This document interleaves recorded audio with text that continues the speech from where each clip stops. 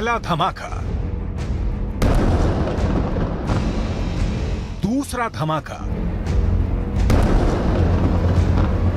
तीसरा धमाका।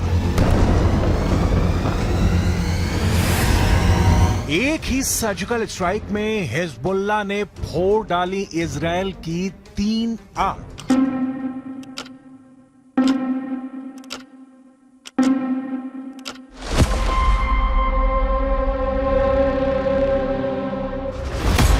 पहली आंख, दूसरी आंख, तीसरी आंख। हिजबुल्लाह ने मिसाइल अटैक करके इजराइल की 3 आंखों को फोड़ दिया। ये मेरान एयर सर्वेलेंस बेस है और यहां इजराइल के रेडार और कम्युनिकेशन सिस्टम थे, जिससे वो लेबनान में हिजबुल्लाह पर नजर गड़ाए रहता था।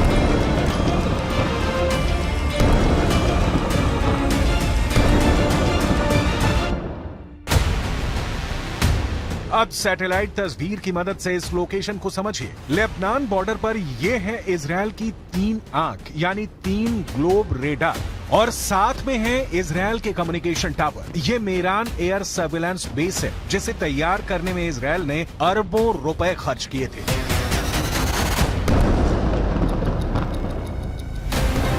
यही वजह है कि लेबनान के हिजबुल्लाह ने इसे अपना सॉफ्ट टारगेट बनाया। बेरूत में हमास के डिप्टी चीफ सालेह अल अरूरी की मौत के बाद यह हिजबुल्लाह का इजराइल पर सबसे बड़ा हमला है।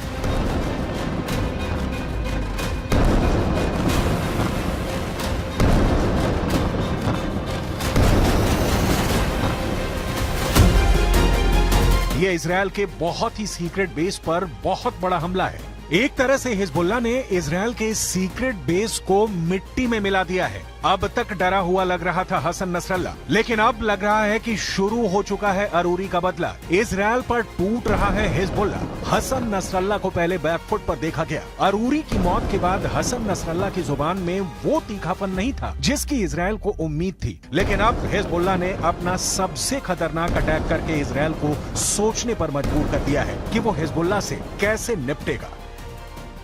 עדיין יש בג'באליה מחבלים. רק כעת הם פועלים ללא מסגרת וללא מפקדים. נתקלנו וגם ניתקל. בירי רקטי ספורדי מהמרחב הזה. תקפנו אותו ונמשיך לתקוף ונמשיך להעמיק את ההישג באזורים האלה. זה דורש זמן. אין קיצורי דרך בלחימה בטרור.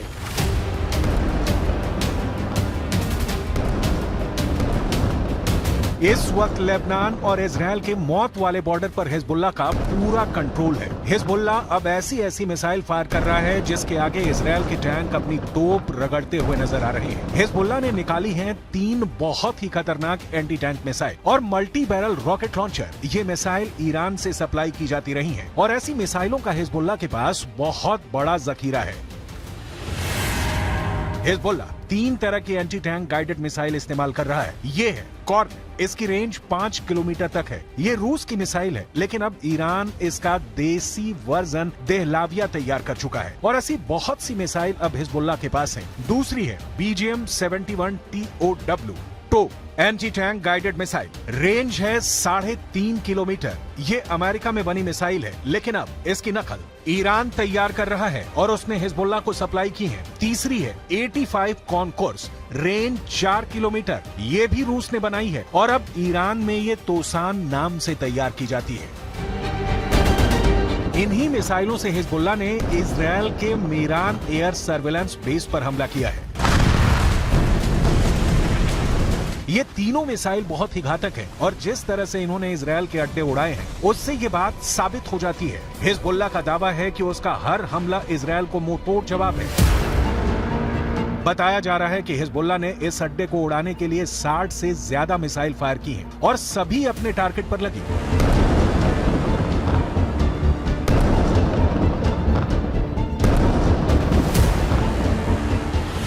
ये मेरान एयर सर्विलांस बेस के अंदर की तस्वीरें हैं, जिन्हें बहुत ही सीक्रेट माना जाता है।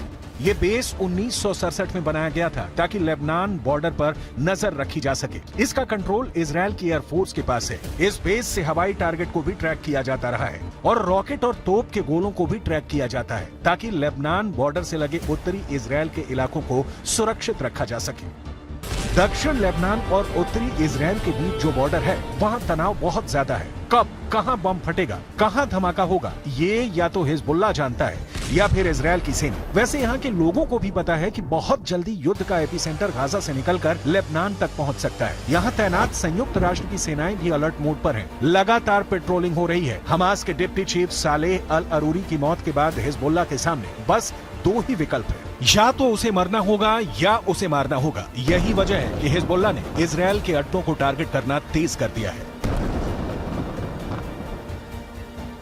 इस वक्त पश्चिम एशिया में युद्ध की जो आग लगी हुई है, गाजा पर बमबारी के बीच हमास और इजराइल के बीच जिस तरह की टक्कर हो रही है, उसमें अब नया खतरा इजराइल और लेबनान बॉर्डर का भी है। यहाँ भड़के शोले अब युद्ध की इस आग को 10 गुना भड़का सकते हैं और अब दुनिया में सिर्फ 4 लोग इसे कंट्रोल कर सकते हैं। पहले हैं इजराइल के प्रधानमंत्री बेंजामिन नेतन्याहू, दूसरे हैं ईरान के राष्ट्रपति इब्राहिम रईसी, तीसरे हैं अमेरिका के राष्ट्रपति जो बाइडेन और चौथे हैं यूरोप से लेकर अमेरिका तक सबको हिला देने वाले रूस के राष्ट्रपति व्लादिमीर पुतिन। इस वक्त सबसे ज्यादा एक्टिव ईरान है। खासकर किरमान में आतंकी धमाकों के बाद ईरान ने हिजबुल्लाह और यमन के हूथी विद्रोहियों को चौकन्ना रहने के लिए कहा है। ईरान ने इन दोनों मिलिशिया तक पहले ही इतने हथियार पहुंचा दिए हैं कि अगर इजराइल ने गाजा पर बमबारी नहीं रोकी तो हिजबुल्लाह और हूथी दोनों इजराइल पर बम बनकर फट सकते हैं। ये बात नेतन्याहू भी जानते हैं।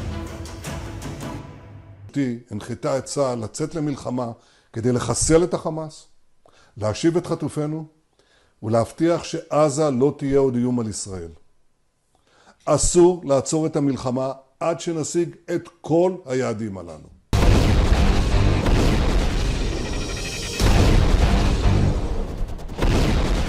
जब से सालेह अल अरूरी को इजराइल ने ड्रोन स्ट्राइक में मारा है, तनाव बहुत ज्यादा फैल गया है। ये ड्रोन स्ट्राइक बेरूत के दहिया इलाके में हुई, जिसे हिजबुल्लाह का गढ़ माना जाता है। दहिया में जब सालेह अल अरूरी को जब हमास के ऑफिस के करीब देखा गया, तब इजराइल का ड्रोन मौत बनकर टूट पड़ा। इस हमले में सालेह अल अरूरी के अलावा 5 और लोग मारे गए जो हमास के ही अधिकारी थे।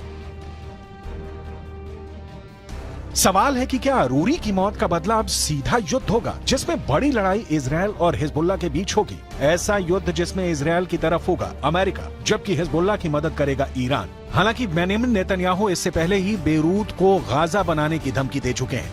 תקפנו מטרות רבות של חיזבאללה, חיסלנו מחבלים רבים, ואני שב ואומר, אם חיזבאללה יבחר להיכנס למלחמה, הוא יעשה את טעות חייו. देखा जाए तो हिजबुल्लाह वो संगठन है जिसे ईरान से पूरी मदद मिलती है और ईरान हिजबुल्लाह को इजराइल के खिलाफ एक बड़े हथियार के तौर पर इस्तेमाल भी करता आया है। लेकिन इजराइल ने अगर हिजबुल्लाह का हाल हमास जैसा करने का फैसला किया तो लेबनान में वर्ष 2006 वाले युद्ध की तबाही दोहराई जा सकती है। 2006 में हिजबुल्लाह और इजराइल के बीच 34 दिन तक युद्ध चला था। तब इजराइल के 121 सैनिकों को मिलाकर 160 लोग मारे गए थे, जबकि हिजबुल्लाह के 250 लड़ाकों समेत लेबनान के 1200 लोगों की मौत हुई थी। हम अपनी वीडियो लाइब्रेरी से 17 वर्ष पहले लड़े गए इस युद्ध की तस्वीरें निकाल कर लाए हैं ताकि इस बात का अंदाजा लगाया जा सके। लेबनान का वही हाल कर सकता है जो इस बार गाजा का कर रहा है। इसलिए हिजबुल्लाह को नेतन्याहू की धमकी को बहुत गंभीरता से लेना होगा, क्योंकि इजराइल अब बेरूत को दूसरा गाजा बना देगा। ये वो साफ साफ कह रहा है। इजराइल जानता है कि अरूरी की मौत ने उसका एक दुश्मन खत्म किया है, लेकिन कई और दुश्मन उसके खिलाफ तैयार हो चुके हैं। हमास के चीफ इस्माइल हानिया ने भी कह दिया है कि इजराइल को अरूरी के मर्डर की कीमत चुकानी होगी। अरूरी की मौत से इजराइल के 3 बड़े दुश्मनों को बहुत जोरदार झटका लगा है। पहला झटका हमास को लगा है, क्योंकि सालेह अल अरूरी इस्माइल हानिया के बाद हमास में दूसरा सबसे बड़ा नाम था। दूसरा झटका ईरान को लगा है, क्योंकि सालेह अल अरूरी ने ही सीरिया में युद्ध को लेकर हिजबुल्लाह और ईरान के साथ आए मतभेद को दूर किया था। तीसरा बहुत बड़ा झटका हिजबुल्लाह को लगा है, क्योंकि इजराइल ने बता दिया है कि अब वो लेबनान की राजधानी बेरूत और हसन नसरुल्लाह के गढ़ को टारगेट करने से पीछे नहीं हटेगा।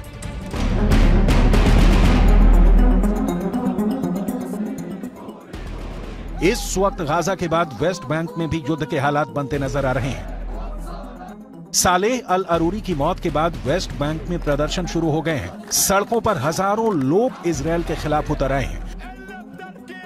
हालात ऐसे हैं कि इजरायल को अब अपनी ड्रोन फोर्स को वेस्ट बैंक के ऊपर एक्टिव करना पड़ा है। देखा जाए तो वेस्ट बैंक इजरायल के खिलाफ 5वां मोर्चा है। इससे पहले गाजा की लड़ाई है, हिजबुल्लाह से लड़ाई है, हूथी से युद्ध का खतरा बढ़ता जा रहा है। इराक में ईरान समर्थित हश्द अल शाबी ने अमेरिका के ठिकानों पर हमले बढ़ा दिए हैं। अरूरी की मौत के बाद ये मोर्चे और मजबूत होंगे, इसमें कोई शक नहीं। ये युद्ध फैला तो समझ लीजिए कि बहुत से देश इसकी चपेट में आ जाएंगे।